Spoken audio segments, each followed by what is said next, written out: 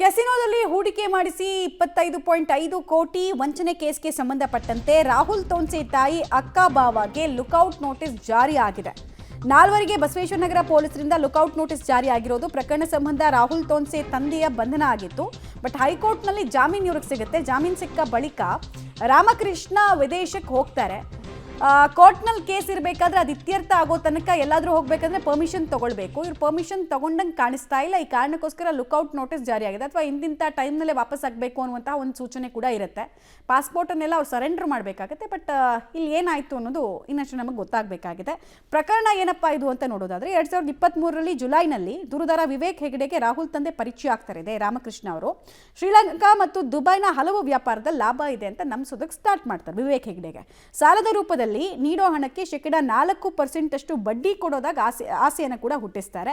ಅಳಿಯ ಮತ್ತು ಮಗಳು ಶ್ರೀಲಂಕಾದ ಕ್ಯಾಸಿನೋದಲ್ಲಿ ಟೇಬಲ್ ಹೊಂದಿದ್ದಾರೆ. ಅವರ ಮಗ ರಾಹುಲ್ ವ್ಯವಹಾರಗಳನ್ನು ನಿರ್ವಹಿಸ್ತಾ ಇದ್ದಾನೆ ಅಂತೆಲ್ಲ ಕತೆ ಕಟ್ತಾರೆ.